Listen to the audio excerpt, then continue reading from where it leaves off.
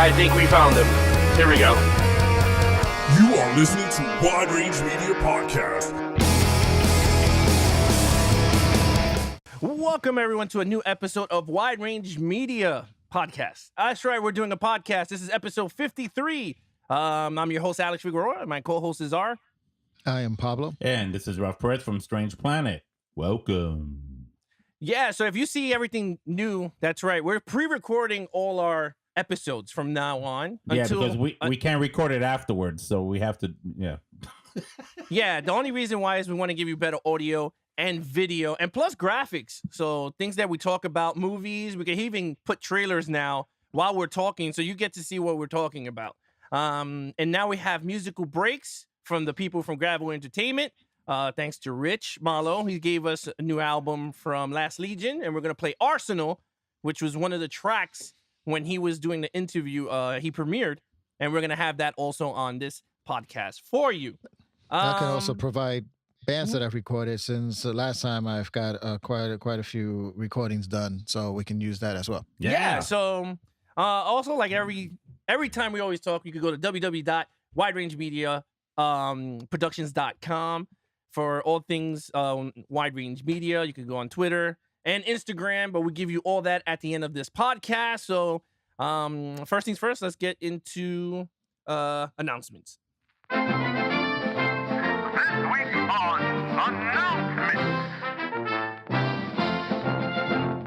So announcements, you guys got anything before we continue on with the show? Anything? Well, can we announce how many downloads we had on from all of our podcasts? Yes, in total. We were talking about that, before. And total, and as the whole, we have 267 downloads since we first started, which I think to me is great. I mean, it'll be great to be in the million like everybody, but it's always a start. You always got to start from somewhere. So I'm happy with that. Humble beginnings. Yeah, I'm humble. I don't care. It's like humble. I don't care. Yeah, I'm humble. Who cares? I'm humble. I don't give a crap. Yeah, I don't give a crap. No, I'm just joking. But we got 260, but 267 in total. So that's pretty cool. YouTube, we still at 32 subscribers, but it'll still go up once we start putting out more videos.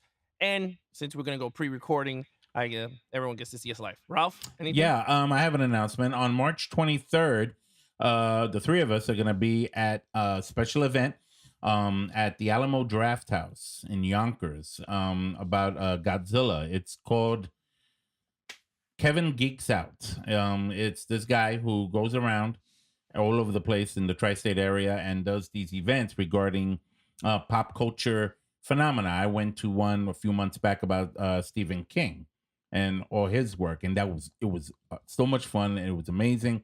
This one's going to be about kaiju monsters like Godzilla, Rodan, King Ghidorah. So if you're all about the monsters from Tokyo, from Toho Company in Tokyo, you got to go to this event. Get your tickets, man. It's I'm not trying to promote that. I'm just saying it's going to be fun. We're going to be there.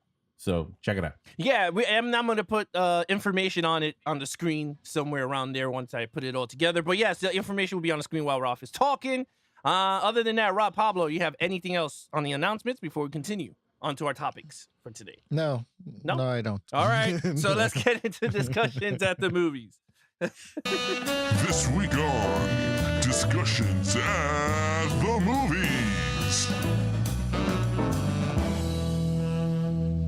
So during discussions at the movies, I was talking to Pablo prior to this. So we're going to have 3 topics for this evening. Number 1, you want to start with yours, or you just want to do mine and then we do the third one that you wanted to talk about, Pablo? You said it was too nerdy and geeky that you didn't want me to talk about it. Actually, Ralph will like this. I think this is up Ralph's alley. So I can talk about it? We'll bring it up. Yeah, we'll bring it up. All right. This is something awesome. Ralph will enjoy. So topic number 1. Does DC have outdated superheroes for film? Ooh. So what do you guys think? I'm gonna say why. I have the article from Variety on why there's a controversial theory on it.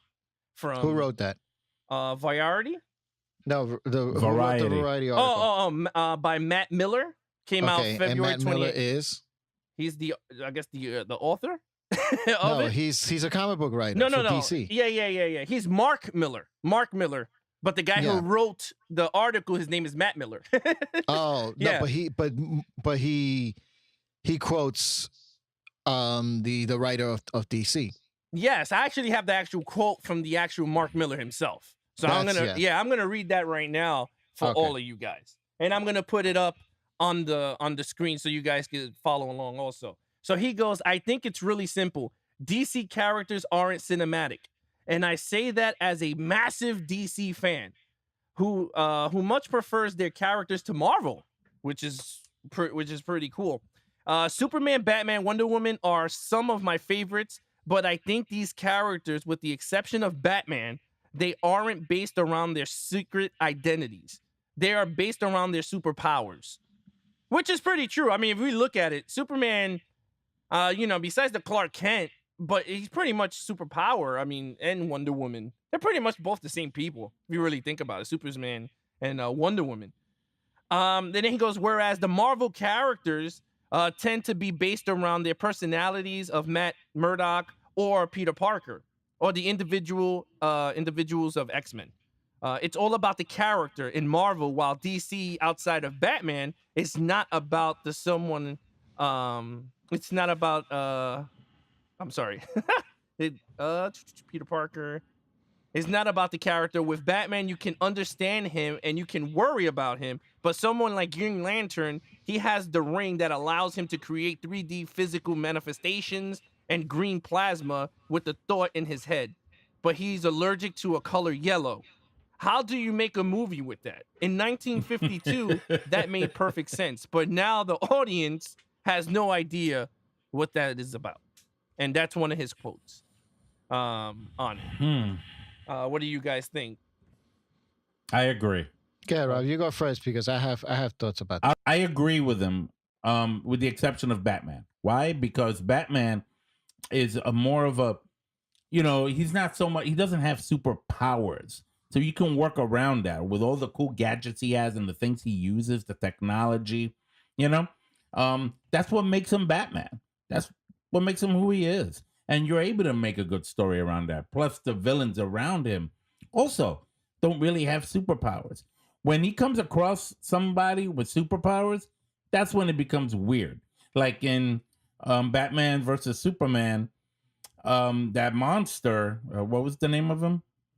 Doomsday. Doomsday. Yep. What could he do? What could he do? You know what he did? He dodged him. He just kept on swinging around and trying to get away out of the way. That's it. Wonder Woman was able to fight him. Superman was able to fight him. Batman had to get out of the way because he couldn't do it. What was he going to do?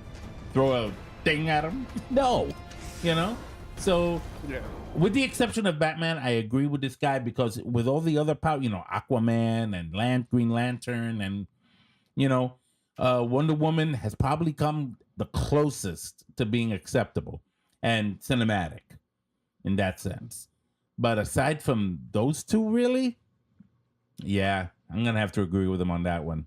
You see, with Marvel, they go all out. Like, everybody's from space. Everybody's got powers. Everybody's a mutant. Everybody's got radioactive blood. And I'm turning them into either a human spider or making them turn green and throwing, like, trucks across the street. So you got all these different, and all of that makes for good cinema, great effects, and a good, clear understanding of who and why. DC, not so much. Yeah, I agree with Mark Miller on this. And you can see it from the actual movies themselves, the four that they tried. Because besides Christopher Nolan, that's why Christopher Nolan's 3 movies were the most successful in Warner Brothers, is because Batman's a human. Batman has a secret identity. Batman is like Tony Stark, just without the robot suit and Jarvis. They're both the same characters. The only thing is Batman, yes, is darker, but with Superman, Wonder Woman, like you said, Aquaman, Marvin the Manhunter. You could go on with all these characters. Not many kids are going to go, "Ooh, I want to go see X person on screen." That's why I'm a little iffy with the Aquaman movie. No, honestly, if it wasn't for Jason Momoa, or if they didn't even introduce this garbage Justice League that just came out, Like, that movie would have tanked. No one would have went to see Aquaman. If they never did Justice League, no one would have went to see Aquaman. I don't care if you try to give me, oh, it's James Wan. No one would have went to see Aquaman. But the fact that it was a Justice League, they introduced him as the Wolverine character. They had to change almost all his origin and give him more superpowers that he doesn't have, just to people like him, because he's the butt of every joke in DC. He was. Aquaman. He was. Yeah, he talks to fishes. That's all he could do. That's all he could do. Yeah, in Super Friends, the cartoon, which is the 70s, He'd be when like, they were fighting in the land. and a whole bunch of Yeah. porpoises will come and try to like help him. Yeah, and then when they're in land, where's Aquaman? He's in the Hall of Justice while they're defending the people because he couldn't do nothing. They're like, Right? you And stay besides- here, man. You stay here because you're not Yeah. gonna because your You can't fish do nothing. can't come out and help us. But in terms of cinematic, Wonder Woman, you could say yeah, because we're at this thing now where leading women is taking a lot of roles. Like Star Wars, it was a leading woman. The Ant-Man and Wasp is another leading woman character. Wonder Woman started the first craze of it. So I kind of see yes with that. But if you really look at it, it wasn't set in a present time. It's set in World War I, which the character flourished at. But when they put her in the modern, in Justice League, her scenes was not as good as when it was in World War I, in the first Wonder Woman attempt. Yeah. Like in that bank scene, I was just like, this looked really bad. But I was just like, it is what it is. But in terms of this conspiracy theory that they're calling, I agree with Mark Miller. Pablo? Okay. I'm going to disagree. Okay. And I'm going to, I read this article on Slash Film that talks about this.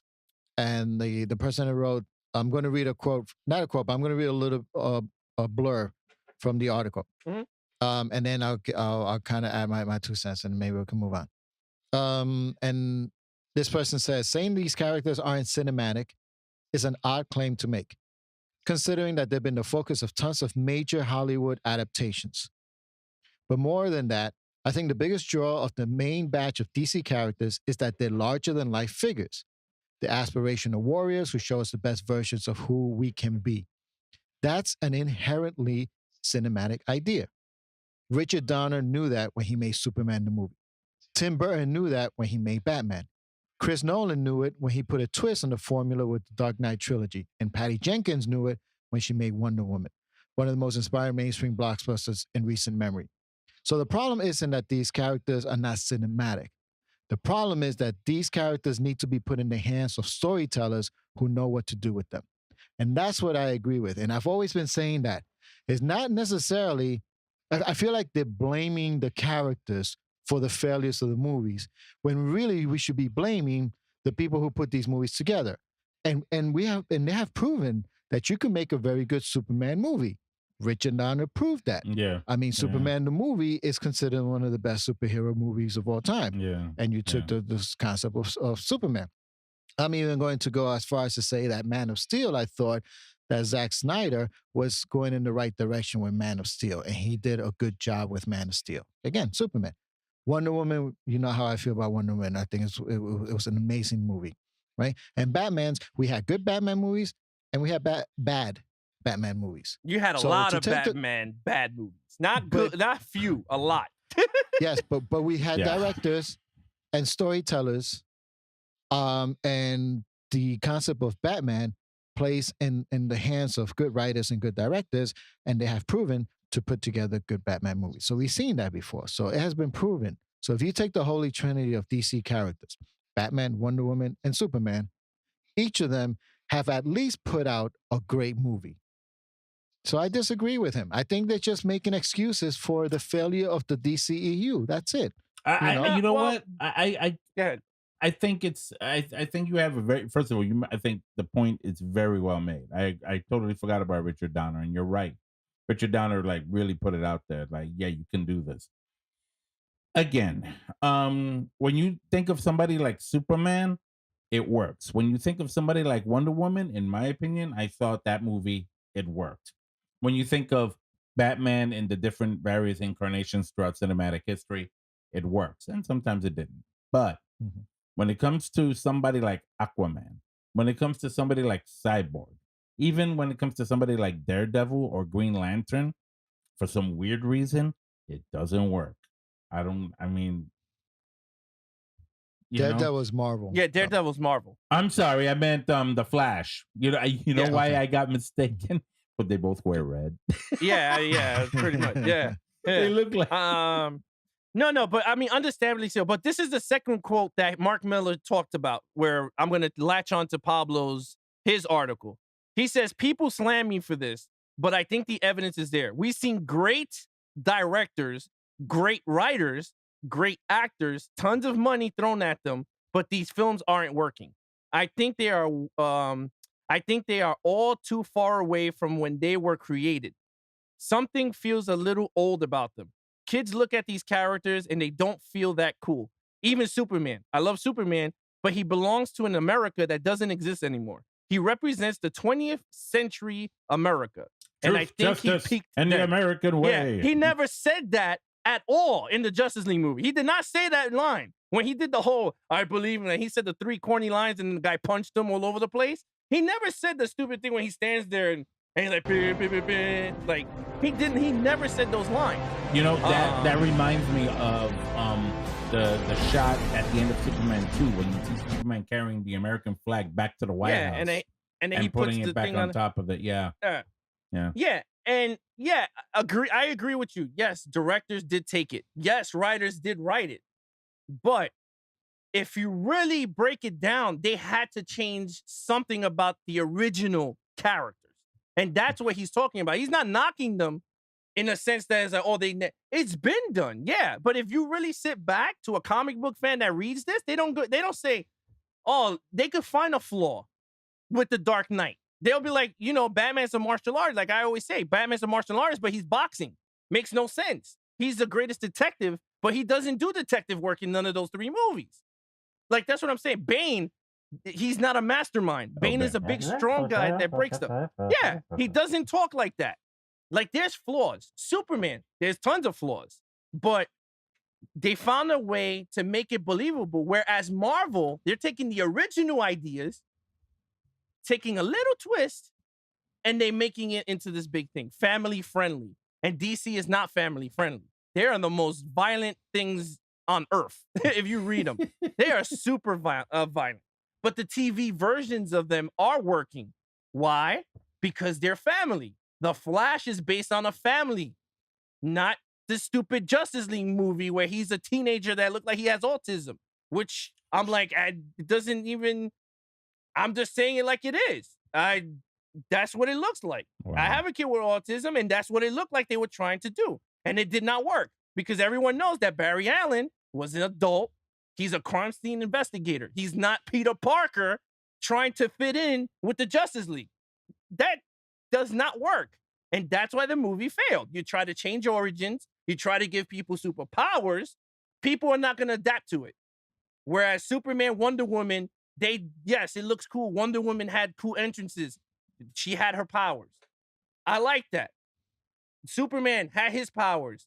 And what was the budding jokes of everything? Aquaman, stupid, my man joke. Through the whole thing, everyone was making fun of Aquaman. My man. Right. Yeah, that was the whole thing. But anyway, that was the first time. I mean, we could go through this the whole time. Number 2, are digital effects ruining the magic of cinema or enhancing it? You have to be careful. And the reason why I'm saying that is because when you go back to the prequel trilogy of the Star Wars films that came out in the late 90s, early 2000s, CGI is all you got. Mad green screens. There was no real landscape. It was all like you were playing a video game. You know what I mean? Yeah. And it was very minimal in actual locations. You know what I mean? Well, do you think it's ruining it? Yes or no? I don't think it's ruining it. I think what needs to happen is a proper balance. Like and I'm referring to the Star Wars films because I've seen them and I know about them. Like the sequel trilogy that we're experiencing now uses CGI, of course, but they don't go crazy. They're actually using real places. You know? Yeah. The planet of Aktu, the island there. Guess what? That was a real island. So It wasn't CGI. You know, like No, I there's a understand. way to work like minimally use CGI in regards to scenery and stuff. I'll give you another example: The Lord of the Rings. Peter Jackson filmed in New Zealand. All that beautiful For 5 landscape years. for Mhm. 5 years. They filmed all of that in real landscapes, beautiful, very minimally, but yeah, CGI, obviously, right? You know, so there's got to be a balance. I think CGI works when it comes to like monsters and things like that, but now when it comes to scenery, now when it comes to location, you got to be careful with that because then that's when you get heavily criticized. And I criticized it big time, you know. So yeah, that's my take on it. Pablo? I definitely agree with what Rob said. I don't think CG is ruining film. I think it's enhancing it Hmm. if it's used right. Right. And I'll use two quick examples. There's a YouTube video called Why CG Sucks, except it doesn't. And it has 8.9 million views. And I saw this, and I was really shocked and surprised at some movies which I thought were just regular practical effects or taking place in certain locations, and it was CG. And the movie that it uses a lot of examples, but one of them was Mad Max Fury Road. And Mad Max Fury Road, if you've seen that movie, it's a gorgeous movie, and it's well made. And the tons of CG that's in that movie, I was shocked because I thought it was all practical effects. The car chases, Hmm. the dudes, on the poles and going from car to car, like all that stuff. And if you look at this, if you get a chance, look at this video, you'll see tons of CG. So again, it works if it's in the right hands. And I think the Star Wars prequel is a perfect example of where CG does not work because that thing was god awful. And there are a lot of movies out there that the CG is terrible, and you say, "Man, this is awful." So, um, just to recap, I think that it does enhance movies. I think that it works. There's some things that you can still see that they haven't perfected. And unfortunately, I'm going to use the Spider-Man one. I love Spider-Man. I love Homecoming. I love the part 1 and 2. Amazing Spider-Man 1 was okay. But in all of those, they still really haven't perfected Spider-Man when he's full CG. When it looks cool, it looks awesome, but you still can see that it's a CG character, Hmm. and just because of the way it moves, they haven't perfected that yet. Yeah. So in that sense, you know, yeah, I mean, there's no other way around it. But we accept it for what it is because of the limitations of technology. I definitely think one day they're gonna come to a point where CG is gonna be so real that you just can't tell it anymore, and they're gonna replace like actors. I mean, and they already started doing that. We can still see the difference when you see CG Tarkin, or you see a young Kurt Russell Mhm. in Guardians, or you see a young Leia and in Rogue One. Like you can still see it, You and it's still see evident it, that it's fake. but it's Yeah, getting good. They're gonna get it, better at it. they're getting better. They are. They're Well, Because Rob, resurrecting the dead. I'm telling you, it's gonna be well, crazy. yeah, you're right, because you still see. I mean, when I saw Kurt Russell, young Kurt Russell in Guardians, Yeah. I said, damn, that looks, Kurt Russell looks good as a young person, but I still knew that was fake. Yeah. you know which one looked really well was Robert Downey Jr. in Civil War. I was about to say that. Yes. I looked at him. I think that was the best one. I was like, that was the best oh one. my God, less than zero. Yeah. Yeah, exactly. Right? Yeah. hmm So eventually they're gonna get there, but yeah, I definitely think that enhances it, in the right hands. It's funny. I'm very old school when it comes to effects and like I hate CGI. Like I hate it to the. I watch the movies. I enjoy it for what it was, of what it is now. But I hate it. And a perfect example is Wizard of Oz, right? The new one? The old one. Beautiful shot, green, all the colorfuls popping. I mean, if you get the remaster version, but pretty well done. But when you watch the Power of Oz or whatever it's called, that is CGI to the T from the beginning of the. Sam Raimi took it from CGI heaven, and I'm like, man, that's you're a talking perfect. about that. Well, okay. Yeah, that is CGI. You could take a classic movie and then you could put it together with the remake of it, or you could say the prequel of it, and you could tell that. I mean, everyone loves the original one for what it was or whatever, but you could see.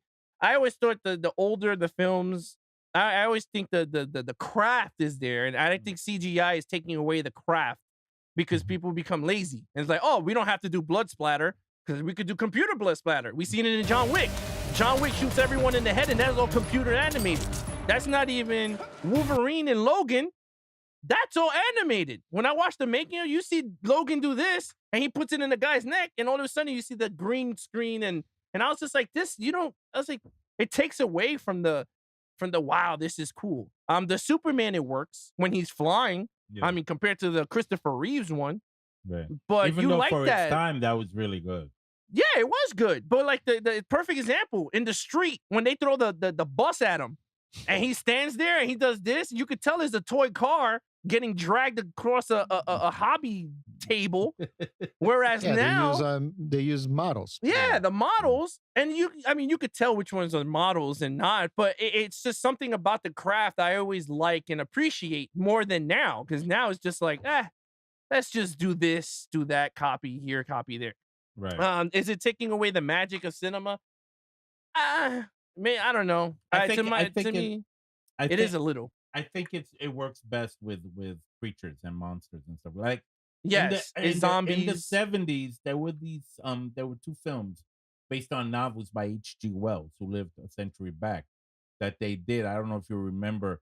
There are two of them called Empire of the Ants and Food of the Gods. Okay. You remember that, Pablo? But the giant mice, because they ate rats. I'm sorry, and they weren't just rats there. I mean, those were the main ones, but there were giant hornets. There was other freaking things going on. And I remember how crazy that looked. But imagine they remade those films and used that. I mean, I would be like, oh yeah, I would go watch that actually. But Yeah, I like enjoyed those. Those were good stories. Right, like films like that, like disaster films. Yeah. I'm like, okay, cool. Godzilla films, yes. Yeah. I'm like, all right, that's pretty cool. But when it comes to like Pablo said, Spider-Man, a guy just hanging off a building, just go straight old school like Batman and Adam West. Just put the camera sideways and have him standing there in his suit to make it look better instead of the CGI that you get. Did you like CG Batman in the Justice League and Batman v Superman? Because a lot of that was I didn't like it at all. I didn't like it at all. I mean, you could tell where the Batman was CGI. The minute when he's in the warehouse scene and he goes right through the floor, that was CGI. I was like, you could tell. But when he wasn't CGI and he's whooping those guys' butts, tell me that didn't look good. Whereas Spider-Man is fighting goons, you could tell that looked fake. When they mix that up though. When he's doing some hand-to-hand stuff, they have real, it's the actor in a costume. No, you do, but you could tell where certain parts are CG. Like you could see it here and there. Like he's attached to the wall, then he drops down to make the scene flow. The new Batman felt a lot like Spider-Man to me. The Justice League, that one, Justice League, and a little bit of Batman v Superman too. There's a lot of Batman CG, which looks cool because he can do much more. But then again, it does take away a little bit of the realism. Yeah, I mean, the thing, like I said, if the fighting is hand to hand, I don't mind. If you have him clinging on the wall and you want to put that CGI, I'm cool with, because you never got that type of Batman that he's hanging, or like Christopher Nolan did one of the best shots, and it's still embedded in my head, is the shot that he's on top of the bridge and the camera pans around with the helicopter on the camera. Yeah. And it pans and you see him just standing there. Yeah. And I'm like, that is one of the best real person standing on that rooftop. Yeah. But you don't get that now. Like you just get like but one thing Ralph said before we go to the next topic, the scene that Superman in Justice League fights everybody. Remember when he's in front of the memorial, the Superman memorial that got broken? Yeah. That whole thing was CGI, the place and everything. Yeah, Because you I could watched tell. the You making. could tell. Yeah, I watched the making, and it was a 200-foot warehouse that was all green screen. And I was like, you mean to tell me you could have shot this in a real area and just put like green pillars like they had it and just have it? No, they shot the whole thing green screen, and you could tell. I mean, certain parts of rewatching it, even watching the green screen because they take it off and then they put it on. Yeah. You can see how bad it is when Superman is trying to punch the Flash, and then you go, oh, like that don't look good. Like you can see it now. Like you could tell that the guy is on the harness. The guy who the kid that's playing Flash, he's on the harness and he's doing this, and it doesn't look good. I don't know what they do in CW because that looks 10 times better than a Hollywood budget movie. When he gets hit, he looks like he gets hit off camera. But anyway, that's that. So topic 3, this is for Ralph. Go ahead, Pablo. What's the topic? Oh, so we're gonna do it? Okay. Yeah, go ahead. What? All right. Thank you. Alex is letting me. I found this article, and Hold on for a minute. It was because pretty you're breaking funny. up. So that's funny how it's something that surprised me, and now that's when everything's starting to break down. Go ahead. You can hear me now? Yeah. Okay. So I found this article on uprocks.com. And this topic was trending on Twitter earlier today. And the article reads, the headline is this: "We dare you to explain Luke's plan to rescue Han in Return of the Jedi." And this is the question, right? If Luke's plan to rescue Han from Jabba the Hutt had worked perfectly, what would that plan have been? I mean, No think one about knows. No one knows the plan. No one knows. And this article is a group. It was a group of like diehard, hardcore Star Wars fan who really got together and they were really trying to figure out what was Luke's ultimate plan in rescuing Han. I mean, if you really think about it, right? Let's break it down. That Who are the was first two the characters that ultimate show plan. up?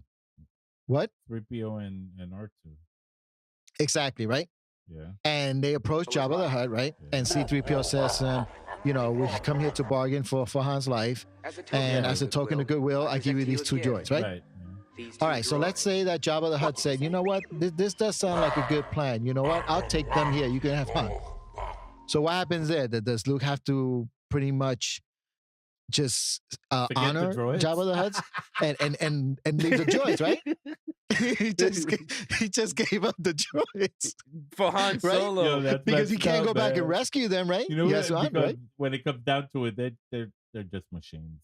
They're just Okay, machines. right. All That's right, messed up. But- though. that is true. But Well, I let's don't just say think- that. I don't think Go ahead. Luke would give up R2 like that because he was really Okay. close to R2. Oh, they could give up That's true. 3PO though. Like, he yeah, that was now. his You gotta father's stop with machine. him.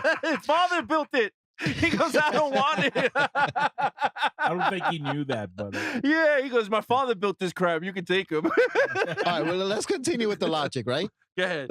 Let's suppose that actually Luke knew that the plan wasn't going to work at all, right? yeah. Mhm. Okay, it wasn't going to work at all, Okay. and you know that R2 had Luke's Lightsaber inside him. Yeah. Mhm. Okay, so maybe that was part of the plan, Right. that Jabba was not going to go with it, and then he was going to rescue Han and the droids, right? Yeah.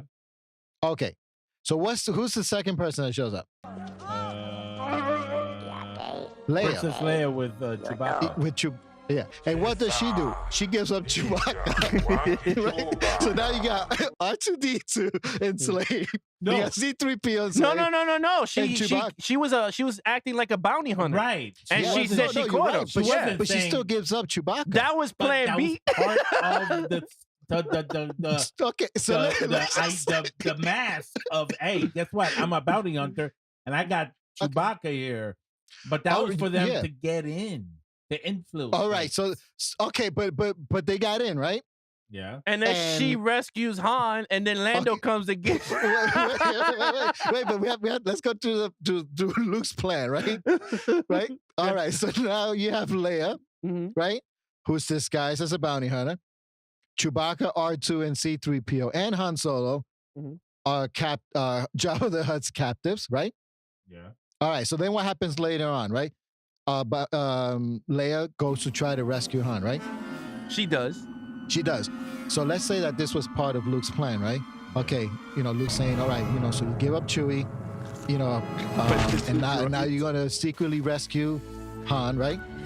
Now she rescues Han, Jabba the Hutt, and all of them. They don't come out of that thin curtain that they were hiding behind, like quiet, right? Which is funny because I didn't understand. Right? Yeah, they're all hiding there, but really quiet, especially with that little creature, right? Jabba's like, shut up.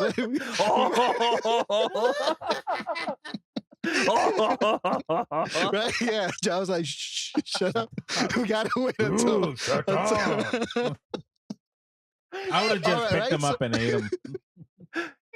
But let's pretend that that's part of Luke's plan, and Jabba the Hutt's not there and whatever. All right, now Han Solo is rescued, right? Yeah. Right. So now what do they do next? What's part of Luke's plan? They have to go and get Chewie.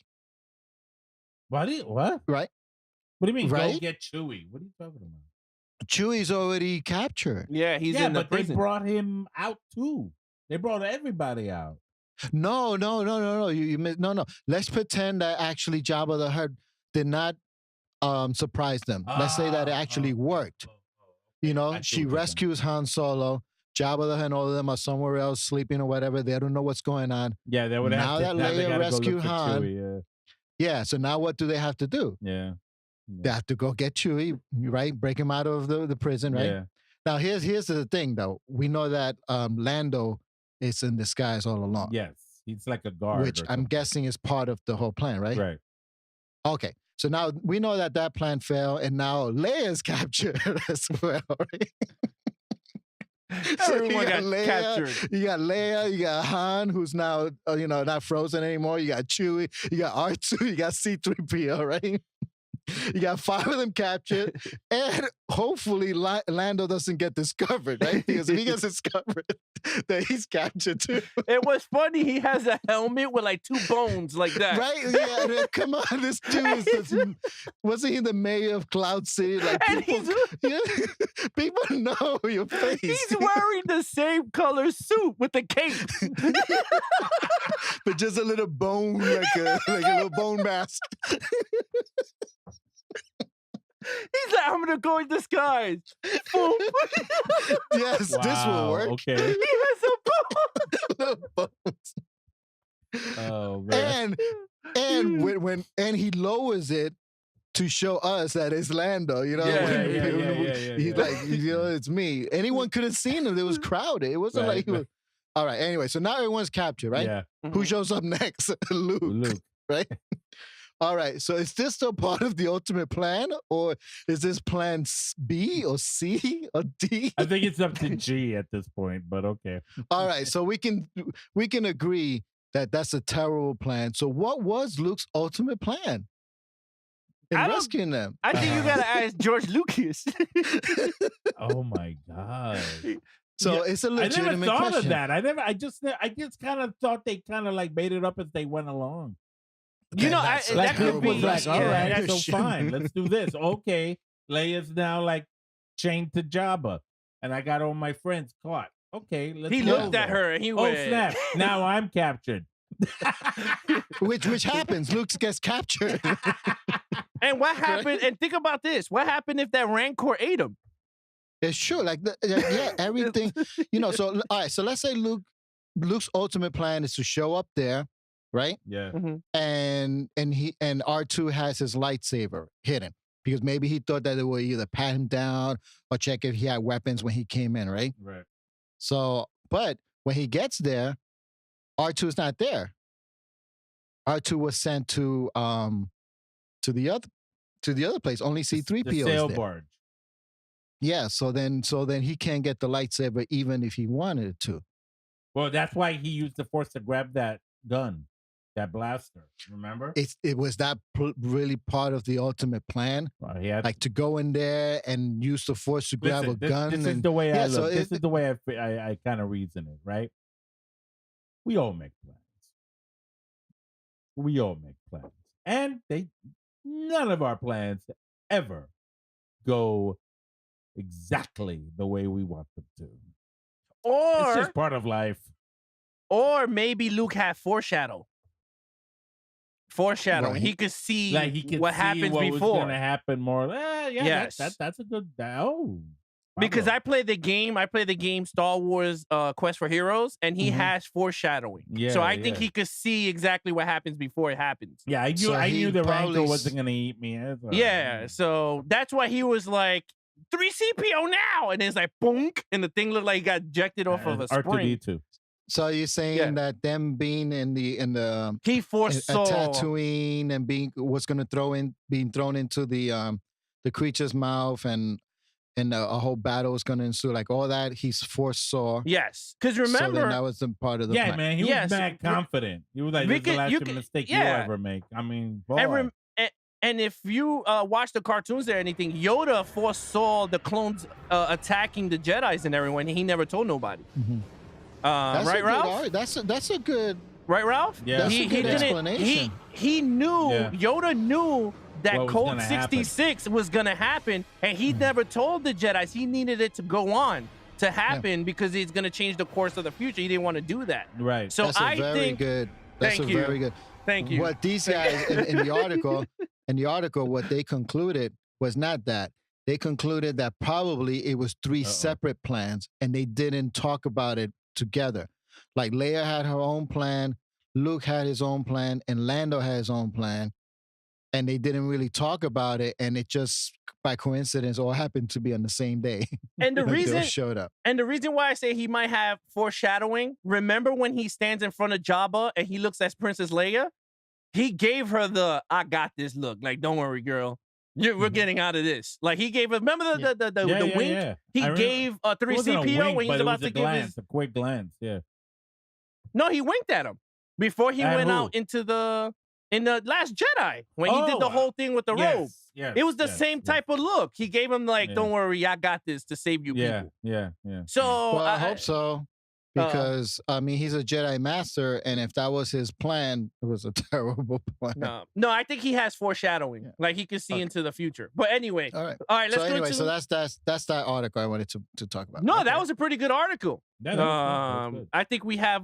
I think we just broke that theory with Luke having foreshadowing. Yeah, maybe But, these guys will see um, our video and be like, you know what? I didn't realize that. That's a Yeah, good maybe thought, what? man. These Or guys- maybe not. Maybe they'll think whatever. But I'll put a clip of Yoda seeing what happens before Yeah. on the video while we talk about it. Yeah. But let's go into the first musical break. This is Last Legion with their hit song Arsenal.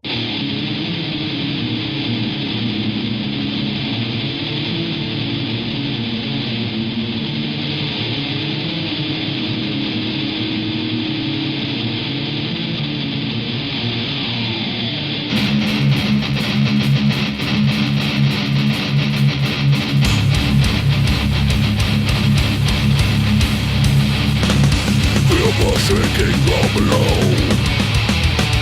Across me on the seas of murderous dead. The earth shakes as they march ever on. Blood beats underground, unbroken. Feel the forest and before them mountain armor point of fear. The alarm was sounded, 20,000 charging spears. Rushing forces, never-ending legions sent them straight to hell. All this left on broken body, bidding tribute to the god.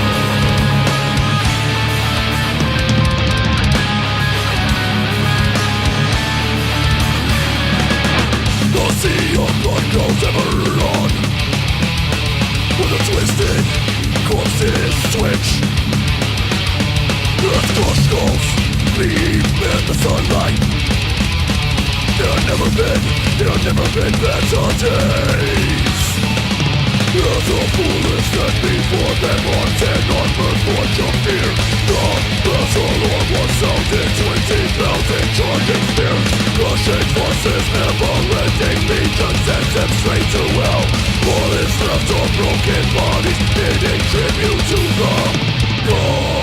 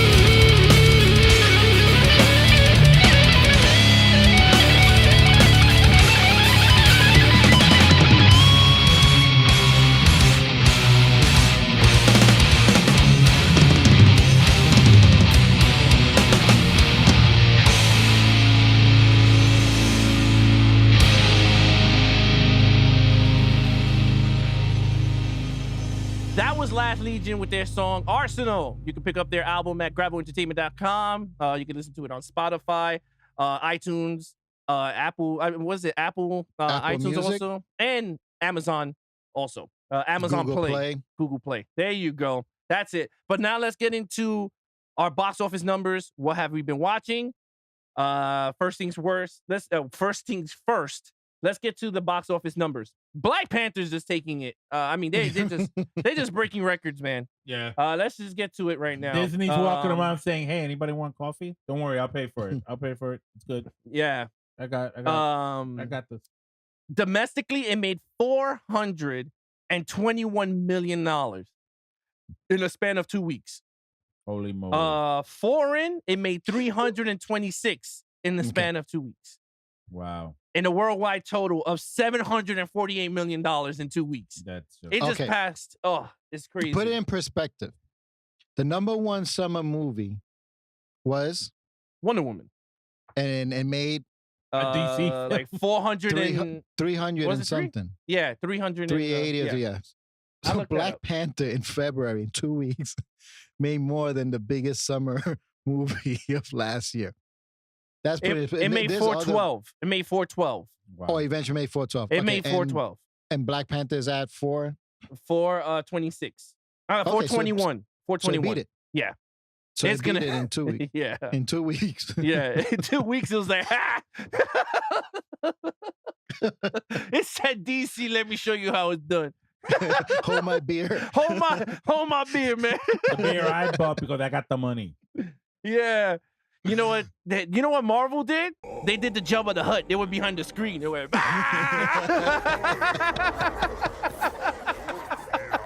Wonder Woman was like, "We're here to And retain there the was- highest and- grossing summer," and then And it Black was Panther all, said, "Ah!" and it was all Plan A. "Yeah, It was all planned. it was planned." Disney foresaw it. Disney foresaw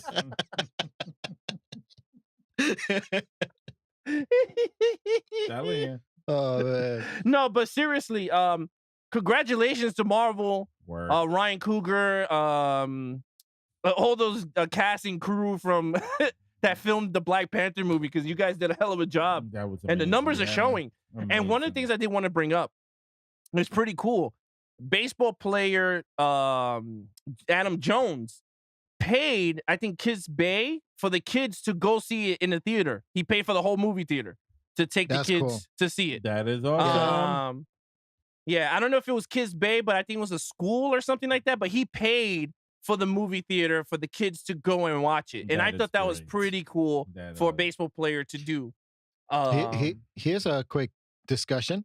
Go ahead. And I started reading this already. That some people are saying that Avengers might not beat Black Panther. I don't think it will. I don't think it. It may not. I mean, everybody's waiting for that one. I'm waiting for it. Mhm. You're waiting for it. We're all waiting for it. You know, we've been waiting for that one for years. So, but you might be right. You know, Mhm. but let's see. You know, Well, I mean, if you really think about it, let's say Avengers is really, really, really good. yeah, I can Mhm. see it breaking the 2-week mark. yeah. Mhm. But if it's not bad, if it's Age of Ultron bad, I can't see those numbers. Because remember, this movie made $202 million the first weekend. That's like Mhm. unheard of. You've never seen that before. Yeah, So that's Marvel true. has to now make a $202 million on the opening weekend to try to beat this number, which I don't Mhm. think it can. There's Yeah. no way I can see that happening.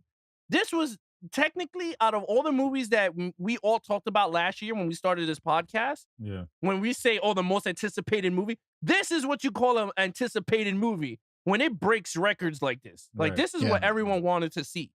And, Yeah. like, think about it. We said the most anticipated movie was Batman v Superman. These numbers wasn't like that. Justice League was the most anticipated. No. Wonder Woman, yes. It did what it had to do. But Black Panther, a character that no one even cared about, it was like, it just Black shows Panther you. could have easily been a character in a Netflix series. Exactly, like Yeah. Daredevil and Punisher. Yeah. Yeah. Luke Cage, Iron Fist, Jessica Jones, like that level of character. And I'm telling you, it's gonna It all So- comes down to story, and I always say if the story is right, and the marketing was genius. It wasn't as much marketing as you think as like Avengers and all. They didn't push this movie as crazy. They just was just like February 16th, Black Panther. You know, you saw it here and there, but it wasn't down your throat Right. like it's making you go to the theater and watch it. And I think that's a cool marketing. And if we watch the trailer again, the trailer never gave you who were the bad. I mean, we all know Michael B. Jordan was the bad guy, but when you watch the trailer, it didn't give you as much of the movie. Like you didn't see the movie in a trailer like we always been watching. And I think that's what the success of this movie became. And I think this is an amazing story. And I'm hands off to Marvel. You guys got 4 more movies this year to show us if you're gonna break the whole $5 billion mark or something. But anyway, so that's Black Panther. Box office. Box office. And if you want to look at the top movies of 2018 before we go into what we've been watching, Black Panther is at 421. 50 Shades is at 91. It blew it by 400 million. That's like the top movies right now. And then Peter Rabbit is at 72. That's crazy. 72 Think about what? that. Dollars? Million. Oh, just checking. Sorry. Yeah, no, 72 million. 91 is so Insidious 4 is at 67. Yeah. Okay. That's So- not bad for a All horror right, movie. all right. No, it's not. But Black Panther is at 421. So the The Wrinkle in Time and Lara Croft are the 2 biggest movies coming up. All right. Because I'm not gonna consider Death Wish. That movie is gonna bomb really fast. Or Hurricane Ice.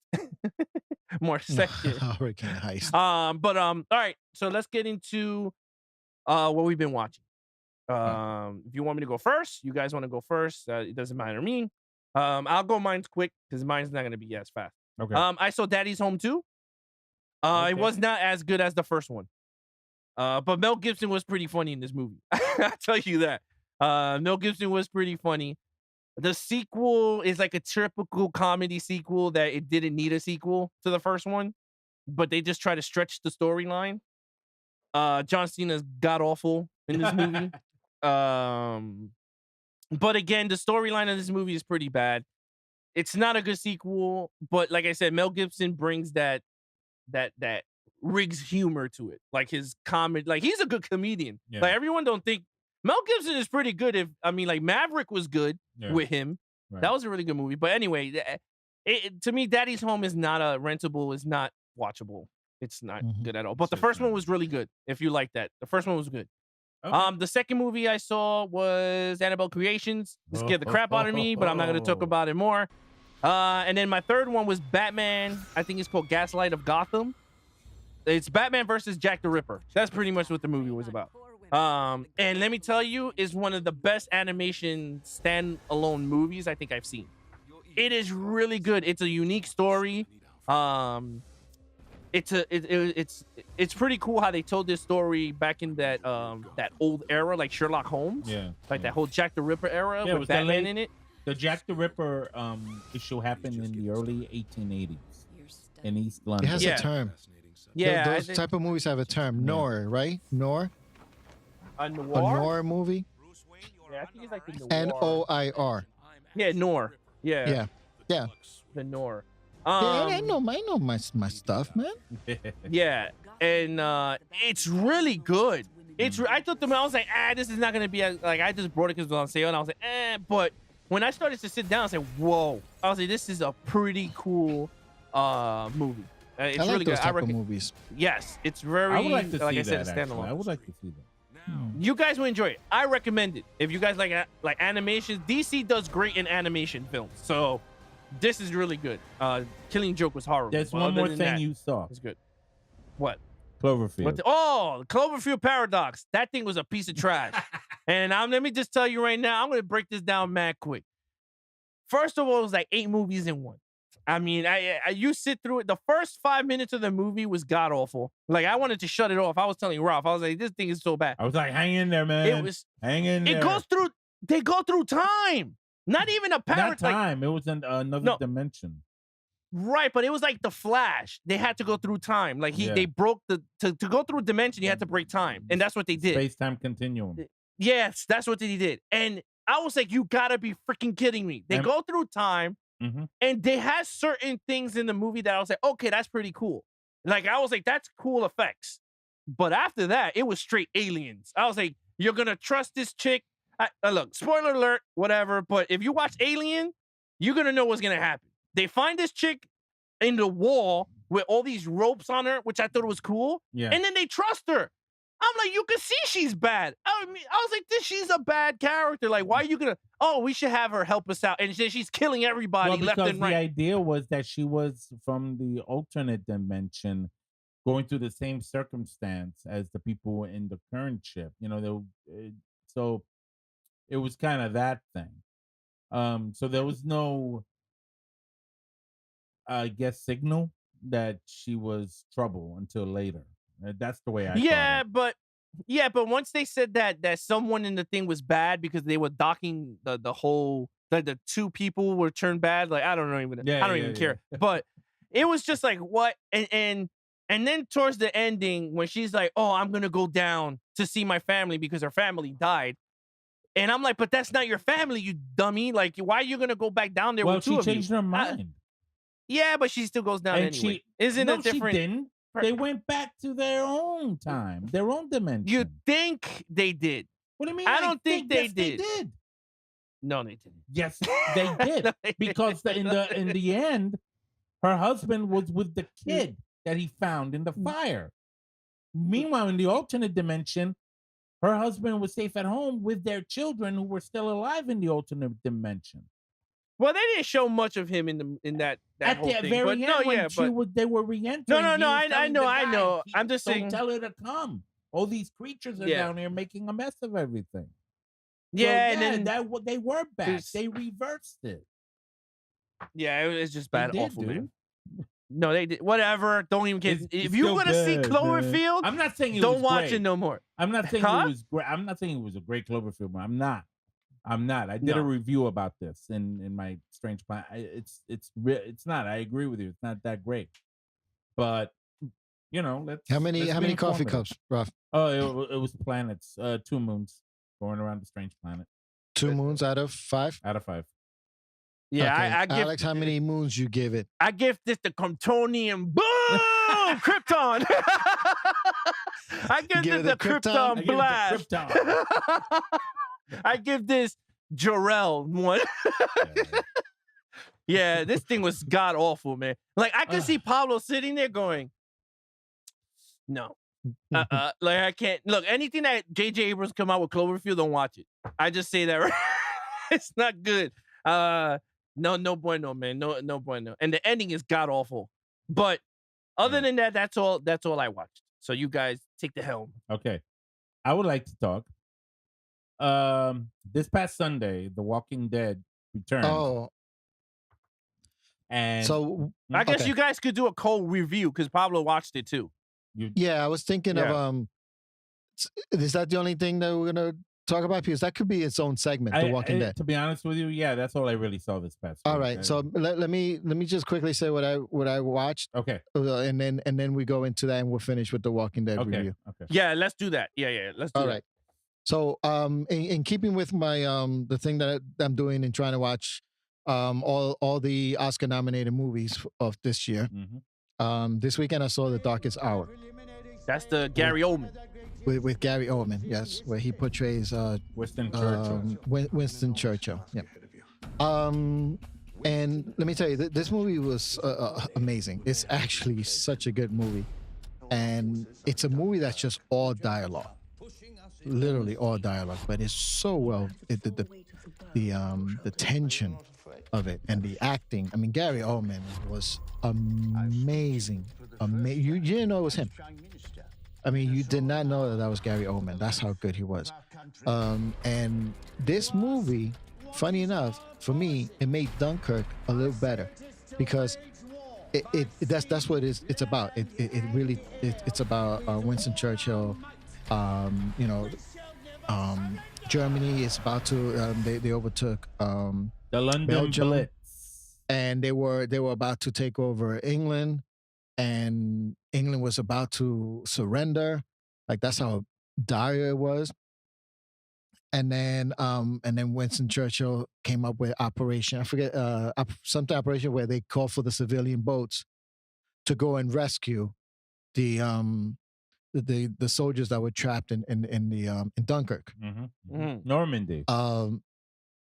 And so that's what that's what the movie's about. It's about Winston Churchill and what he did, and everybody was against it, and he was the only one that was for it, and so it explains Dunkirk better, especially if you're not like a history buff. So, but in terms of just a great dramatic movie, this one was really good. As far as all the movies I've seen so far, I'm still rooting for Get Out. I still think Get Out was the best movie I've seen as far as the ones that are nominated for Best Picture. But I think I'm going to put this one next. Cool. And I had the post earlier, but I think this one passed the post. I thought it was better. I enjoyed it more. So this weekend I'm going to see The Shape of Water and Lady Bird. And I'm pretty much done. No, I'm missing Call Me by Your Name. That's the only one that I'm missing. I think so. I think those are the only three I haven't seen left. No, the one with Daniel Day-Lewis. Oh, his final movie? Yes. That's right, that one. I forget the name of it. But I have no interest in seeing that. Maybe I'll just leave that one at the very, very end and just watch it to kind of say I've seen them all. But yeah, I have no interest in seeing that at all. If it was a movie that wasn't nominated and I wasn't doing this, I wouldn't bother with it. Understood.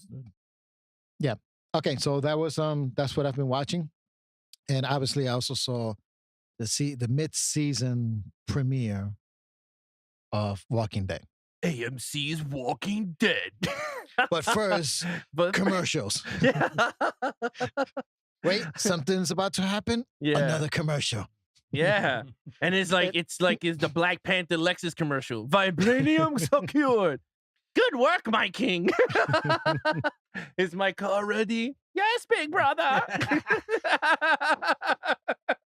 All right, Rob, take it away. The mid-season premiere of the 8th season of The Walking Dead happened this past Sunday, and spoiler alert, as opposed. All right, so we're gonna spoil the whole thing. Okay. Yeah, because I it's mean, been a it's- few it's days. bad. Because if you It's- haven't watched it by now, then why do you care what happens, right? Well, no, it's mad obvious that we all know that the main character, one of them, gets kaput. Yeah, I mean, Carl dies. Carl there you go. died, and they tried to make it as they wanted to deal the death blow as soft as possible. I thought it was a little bit too much. It was drawn out throughout the entire episode. It was like I was like, you gonna die already? Or is my theory gonna be true? Because if you guys remember, a couple months back, I put out a theory on Strange Planet that maybe he survives the walker bite because of the area where he got bit. It's the same spot he got shot at in season 2. But that didn't work. That didn't happen. Now, okay, and I admit it. I was wrong. I posted the video a couple of days ago about how I was wrong about that, and how it was sad to see Chandler Riggs leave the show because I enjoyed his character all these years since the show started. This is a very serious deviation from the comics. It is arguable that this might be the thing that will really bring the death blow to this series. Now, I know you guys think the death blow was dealt a while back, but for hardcore fans like myself, now for me to say this could be the beginning of the end, I'm okay with it. I just don't want it to end poorly, that poorly. Like at least in my stance, I enjoy the Walking Dead. I love it. I'm a hardcore fan for it. They kept on jumping back and forth between Carl dying with Rick and Michonne standing after him, and Morgan and Carol trying to rescue King Ezekiel Gavin and the other saviors.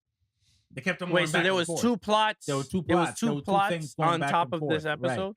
Yeah, Oh, that that's whole stupid. thing with Morgan and all that was gut wrenching.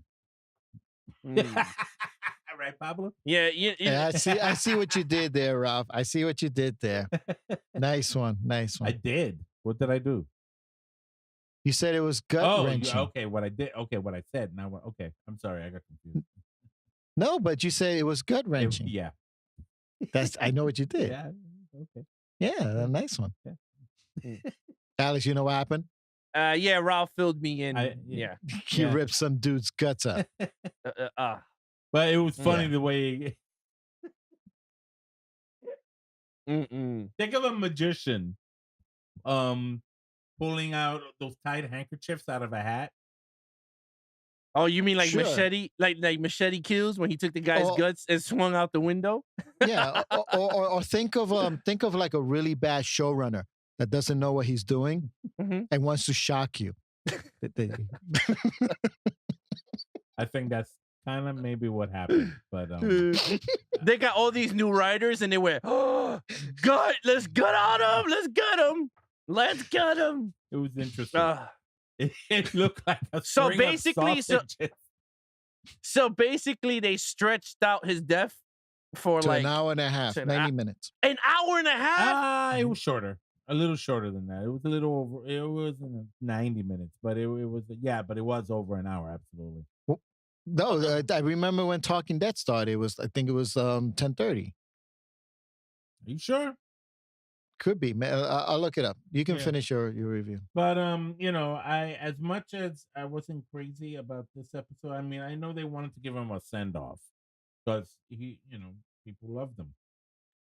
There was one part I liked though, when he gave Judith the hat, and he kind of said to her that when my mom died, she told me I was going to beat this world, but now it's going to be you. He was talking to Judith. I thought he was talking to his father in the preview. But he was actually talking to Judith. So yeah, now Judith, this little girl, doesn't know what the heck is going on, right? Because she's so young, she can't understand this. Is gonna take the charge now. So I guess she's gonna be walking around with a hat and a gun next. I don't know. I'm kidding. I don't know. Let's see what happens. I just know that it was a send-off, and I'm so looking forward to this Sunday because now let's get back into the war with Negan. Let's finish this. Let's really get to that point. Because I saw some shots for this week coming up, and I was like, "Oh snap, that looks good. I got to see that." But Pablo, it was 83 minutes. 83 minutes. Okay, so 10:23. Talking Dead started. Okay, and he was dead he was just laying there, just dying. He was talking to them, like he was sick, and he was telling like them not to, not to mourn, and he was kept on talking to his dad about how he needs to go back to how he was, Yeah, but you could do that in 10 minutes, not stretch it for an hour. That's like Will Ferrell in Austin Powers 1. You shot me. How dare you? You shot me right in the arm. And then everyone waited to see if he shuts up. And then he was like, that hurts. He was like a never-ending death scene. Word. No, but Pablo, what's your review? It stunk? Oh, boy. Yeah. Okay. Go ahead. It was a decent episode. Mm-hmm. It was a decent episode. But to say that now we're down to the level of, thank God it was a decent episode. That speaks volume to where Walking Dead is at right now. Aside from that, they dragged this out. The fact that they didn't need 83 minutes to do this, it could have easily been a 1 hour episode. This should have been the season finale or the mid-season finale. It shouldn't have been a premiere. Aside from all that, the problem with this show, and you can see the end, it's coming. It's they don't know what they're doing. They don't know what they're doing with this show. They don't know where they're going. And it all really comes down to the showrunner. Scott Gimple just really just destroyed this. He's stepping down though from that, right? Yeah, I know. This is a new showrunner for season 9. But this Walking Dead, they should have had a clear beginning, middle, and end. They should have known that, okay, after 6 seasons or 8 seasons or even 10 seasons, it's going to end no matter what. We have an ending. And Carl was the center of that. Yeah. He was the one that was going to not only survive this, but he was part of what this show was about. He was the hope. Yeah. And movies or television shows always has a character that we relate to or we see through them. Right. Right? They're our eyes and ears in a sense. Yeah. They're the who we're rooting for. Even though Rick is the main character, really Carl was the one that this whole thing was for, what they were all fighting for. His future, his generation, him making it. And there was even in past episodes, there was a part when he says that. He says, I'm the one that was supposed to survive or make it, right? And I think what Walking Dead, what they started doing is they started killing off major characters simply for the sake of shock. No, I think Yes, in my because opinion, well, let me finish my point, and then and I'm going to use the Game of Thrones as a perfect example and a comparison, because Walking Dead gets compared to Game of Thrones many times, and Game of Thrones does the same thing. They kill off major characters, but they kill off major characters because there's a narrative there. They need to push. Need to push forward the plot or the storyline. So their death has impact on what's going on, a purpose. Mm-hmm. This one does not. Even though now Rick changes his mind, or he supposedly changed his mind, that no, it's not about just killing everyone, and Dad, I want you to really bring everyone together. It's not all about that. 2 minutes later, he's on a walkie-talkie and he's telling Negan, "I'm gonna come after you. I'm gonna kill you." So all that is on the side. But he was supposed to one who would make it, not Judith, which is now what they pass it on to. And the thing is that Carl, now all of a sudden, he was the one that saw this future, whereas a few episodes before, he was out on a killing spree. He wanted to go and kill Negan. And he went out to kill. So it's like this. They don't know what they're doing with these characters. I get that. Yeah, and if you look at Morgan, the same thing. How many times is Morgan going to go through this whole? Well, am I going to kill everyone or I'm not going to kill everyone? Now he's back to I'm going to kill everyone, which he keeps going back and forth. But then Carol had the same dilemma. She went through that too. And I was like, now you have two different characters going through the same. They have essentially the same plot. The same arc, the same story arc. With more, good. I have more points, but go ahead. No, with Morgan, the crossover into Fear the Walking Dead. I think that's the reason why he leaves Rick and these people after the war with Negan, and he heads out west, because I think he needs to do that because he's going through his thing with that. I think that's part of it. Which, by the way, if you haven't heard, when the season finale of season 8 of The Walking Dead happens, that Sunday night, they're gonna go right afterwards, literally right after that. See, episode 1 of season 4 of Fear the Walking Dead. They're jumping right into it. It's gonna be an interesting night, seeing those 2 episodes back to back like that. I think it's gonna be a long night for Pablo. Yeah, it's gonna be pretty cool. Now Carl. Another thing, I think the reason why they wrote him off is because he grew up. He wasn't that little boy anymore. He wasn't that little kid with the cute sheriff hat. Like, Dad, I don't want to, Shane taught me how to, no, that went away. Now he's like, hey, Dad, how you doing? And with that, right? I think that's what happened. I think they wrote him off because he outgrew his character. Yeah. Here's an article that I was reading earlier today from Forbes. Forbes.com. And they talk about how The Walking Dead just made a huge unforgivable mistake all over again. Okay. And here's what I'm going to read just really quickly. It says, I'm not against killing off characters in a television show by any means. In a grim post-apocalyptic zombie-infested world like The Walking Dead, you certainly need characters' death to happen, or we feel incredibly unrealistic. But as a narrative device, shocking deaths are plain lazy. The fact is that we're following these characters because we have a story to tell us. Because they have a story to tell us. Carl's story was that he was the one who would beat this world. That's why his story mattered. Just inserting his death randomly into the middle of that story is certainly shocking, but it's incredibly unsatisfying as far as Carl's story goes. Whatever story about the Carl growing up in the zombie apocalypse and learning to be a leader in a harsh world has been cut short for no reason whatsoever beyond scoring cheap points and a ratings boost. I agree with that. That's what they did with Carl. Carl, you know, he's one of the main characters. You don't kill off the main characters when the audience relates to that, because now where they're going to go with now?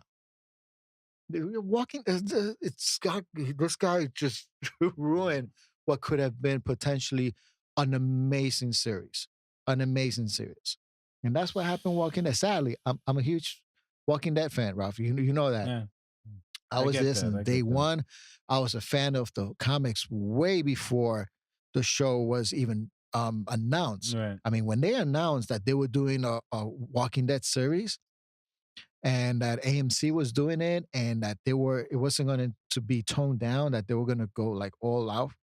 And then when I found out that Frank Darabont was the showrunner, I mean, I was all in. I was so excited. I couldn't wait. And then that first season, I was like, man, I love the show. I loved the show. You know, it's become my favorite show. It was great. Season 2 was a little disappointing, but season 3 picked it up with the prison. That was a great story. Season 4 was another strong season, and then Gimple took over. I mean, and it went downhill. Well, one thing I want to say about Ralph, where you say that they killed him because he was getting older, it's not true. They didn't need to kill him because they knew where they were going with the same character. If you're gonna kill the character because he got old, then during a season prior, they would have recasted the character to a younger kid at the same age group as Carl. So that means they didn't do it because of his age. Because look at Game of Thrones. The reason why Game of Thrones to this day is the best television show is because HBO didn't recast those kids. Those kids grew up in our eyes. We went 5 seasons. We saw them when they were kids and became men, like Jon Snow, Arya Stark. They became women. And Sansa, they became women before our eyes, and that's why the show is good. Walking Dead, if they did kill Carl because, he's getting too old, then that's very poor in the creator's part, because you knew if he's going to be whatever Pablo said, he's going to be the last one standing and all this hope for whatever, then it's pretty stupid, because that's where you can't kill off a character because he got old. Lost did that. When Walter was an adult, they got rid of Walter, and everyone was like, where the hell did Walter go? Another show that went nowhere. Another show. They didn't know what they were doing. Yeah. So good points, guys. Good points. No, it's not. It's not that I'm saying, Walking Dead is horrible. It's just that I stopped watching Walking Dead because the formula started to get old and repetitive. We knew that the first episode was going to be strong. I knew episode 2, 3, 4, 5, 6, 7 is going to be boring as hell. And then Rick doesn't know what he's doing. I'm going to kill you. And then the next thing he's like, I'll do your thing. But then I'm going to kill you. And then the mid-season finale is like the best one. And then everyone talks about it for like 10 weeks. And then the next thing comes back. Everyone talks about it. And then the leading up to the ending of the season, it's, I'm going to kill you. And then it's all boring. And then everyone don't know where they're going. And then at the end of the episode is another long story that's drawn out until the next week. On Walking Dead. And I got tired of it. You got good actors portraying villains, but they're not villains because Rick decides the most stupidest thing in the planet. You have a truck full of supplies, but you're going to fight with the guy. You just shoot him, and there we go. You guys had a whole truck full of toothpaste, a Coca-Cola. I mean, I don't know what episode I was up to, but I think it's the one that they revealed Negan, and I think it was Jesus, the guy with the long hair. Yeah. Remember when he stole his keys? Yeah. And yes. You mean to tell me you would have not gonna shoot the guy? I would have shot the guy. No. What did they do? They fought in the truck. The truck hit neutral and it went in the lake. You mean to tell me in a post-apocalyptic world, I'm gonna have someone steal my keys and I'm gonna fight him? I would have shot him right in the head. That's funny. I got me a truck. And Ralph, and look, I know that you're passionate and you love the show, and it pains me like I said, this show, and if you talk to my brother too, my brother was, I mean, he was the one who turned me into the comics. So he was even a even bigger fan. He started reading the comics since issue 1. And remember, Walking Dead was not a major comic book.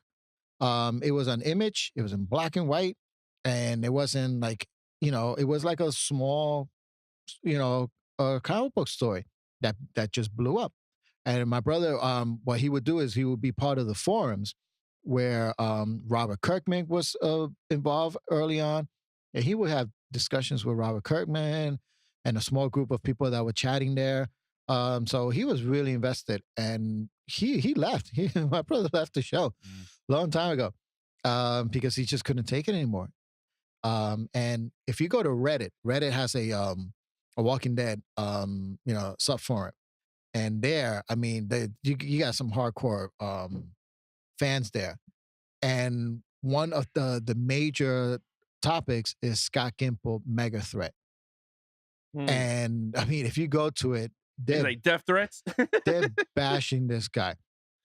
And if I just go there and I just read some of them quickly, look, congratulations to Gimple for turning The Walking Dead into days of our afterlives. Yeah, I tried to watch the new episode last night and failed. Through the hourglass. I ended up fast forwarding through all the scenes. Oh, wow. I mean, yeah. The worst thing is probably that it didn't have to be Carl who dies. It could have been Daryl taking the entire role. Okay, I can see that. Scott Gimple killed net neutrality. Well, today I waited to watch the last episode, and I will never watch the show again. It's ruined now. Like I'm telling you, it's like after, one after the other, after the other. It's really sad. Yeah, it is. It is really sad. I mean, it could have been. It could have been much, much more, and they had it right there. Like, it was handed to them. Yeah. And then they dropped the ball, I mean, half of their audience left. I mean, when it was at its peak, we're talking about 13 or 14 million people watching it for a basic cable. That's unheard of. Yeah. That was 24, season 24. Breaking Bad, which many consider to be one of the best AMC shows, at their height, they were pulling 2 million people. Yeah. And this thing was pulling 14 million. Yeah. 13 million. And now it's down to 8. I mean, 8 is still strong, but when you lose half your audience. Right. Yeah, that's rough. So, thing.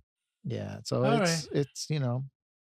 Well, and it's not like I'm not knocking it for what it was. It's just that if you see your numbers declining, shows what they do is they try to bring in a new team to make it better. I think and it looks like they doing it. Looks like they're finally made a switch. Yeah, but it's not succeeding. If that's what they did, just started. They haven't. It's season 9. Yeah, but it's already too late because it's a little too late. Like, you do this not when you kill major characters, because that's where it just becomes pretty stupid. Yeah. You do it when the first time the ratings drop from the 14 million and it drops to like 8 to 9. Right. That's when you get a new writers team in. You don't get it when you kill Carl and then you go, we're gonna go a whole new creator, because there's nothing for him to work with. You know what he's gonna do? He's gonna create the final season of The Walking Dead. That's exactly what he's gonna work leading. Yeah. So I want to read one last thing. It's real fast. There's a podcast called the Watching Dead, which is a very, very popular podcast. And I've been listening to them since day one. They've been podcasting this and releasing it every week. They release a review of it, and they've been doing it since day one. Okay. And I've been listening to them since day one. And I mean, they were big fans of the. This is their little description. You know how when you put up a podcast and you write a little description? Yeah. This is their description of this week's. Jim and Aaron, which are the two guys from this podcast, are here to say goodbye to Carl and to have the debate about whether or not we should be saying goodbye in the first place. While acknowledging that this is an above par episode of The Walking Dead by AMC Studio standards, it commits several offenses. Chief among them, the decision to undercut a fairly effective scene of a father and surrogate mother saying tearful goodbyes to their son with yet more morgalizing. They call it morgalizing, the Morgan thing. Everyone involved is too good for what they're doing. perhaps even including us. But we'll be here to continue to catalog the decline of a once great television empire. Wow. That's a good breakdown on that's a pretty good that's a good thing to put on an obituary for Walking Dead. Yeah. Yeah. Right Yeah, on the Walking Dead probably. I mean, obituary. we'll see. I mean, I was a fan from the beginning. I'm gonna stick to the bitter end, and I'll go down with the ship. I just want to. You know what's That way funny? I This can is the see the whole picture and be like, okay, yeah, this is. You know what's funny? This is the first show I think I ever seen that I actually stopped at a halfway point and just like I don't want to see it no more. Like normally I stick through it. I saw CSI to this final 14th season. Yeah. I did with all the CSIs. Lost. I did it with finished Lost. Yeah, I did Lost. I went all the way to that crappy ending. X-Files. I went all the way to the last episode. No, I'm going to finish The Walking Dead. I'm going to finish it. I'm there with Ralph. I'm going to finish it. But I mean, and I'm hoping and praying that maybe season 9 they turn around with new showrunner. I don't know her name, but she did a few of the episodes that they say was one of the better ones. Maybe she can turn it around and maybe end it on a good note. Maybe that's my hope. But I'm glad that they got rid of Scott. Actually, they didn't get rid of Scott Gimple. They promoted him to something else. What? to Yeah, writer. they gave him another title where he's overseeing the whole project. like the whole thing, like Fear. Oh no, and- not and- Fear. and- Yeah, that's no, he's not the showrunner, but he's overseeing. He's a producer. I don't know if that's the word. It was something where, and then, they're going to do some other offshoots, like some other Walking Dead shows, and he's overseeing that too. So, God, why do we keep him? All right. yeah, I forget what it is, but if you Google it, you'll find out what his new title is or his new All right. job. Wow. He's a producer. Guys. Oh, so he's the producer. Yeah, now, so. he's because producer oversees everything. Mm-hmm. Okay. All right. That sucks. That stinks. Yeah, man. So It's like the guy who hurts the show. We're gonna promote you to the best spot in the whole show. You get to oversee the crap. yeah. Like, geez, that's horrible. Anyway, let's end it here. We went overtime by half an hour. We did. Good episode though. Good episode. It's all right. But yes, so my video cut out also. I didn't want to say while you guys were talking, but I continued recording. But it's okay. Ralph, please plug in your Strange Planet NYC. Yeah, I'm every week. I have an episode up on my YouTube channel, Strange Planet NYC. Come check it out. Just go to YouTube, type it in the search engine, Strange Planet NYC, and you will see me reviewing the movies or old movies, new movies, previews to movies, and cool collectibles and stuff like that. And come check me out. He became Chief Content Officer. That's it. That's what he is. Chief Content Officer. So he gets to oversee any spin-off or Fear the Walking Dead and Walking Dead. Mm-hmm. There you go. So Yeah, you can that's go. what he is. He's not producing. Congratulations, Scott Gimple. You We have applaud this. you. You're gonna destroy future projects. Yeah. But anyway, that's Strange Planet NYC. You can follow us on Twitter at Wide Range Media, Instagram at Wide Range Media Podcast, also on Facebook.com/Wide Range Media. I'm your host, Alex Figueroa, and I'm Pablo. And I'm Ralph. I like to say catch you later and see you at episode 54. Thank you for listening to Wide Range Media Podcast. The podcast comes out every week for your enjoyment. Remember to follow us on all social media accounts, just like Twitter at Wide Range Media, Instagram at Wide Range Media Podcast. Until next time, catch you later.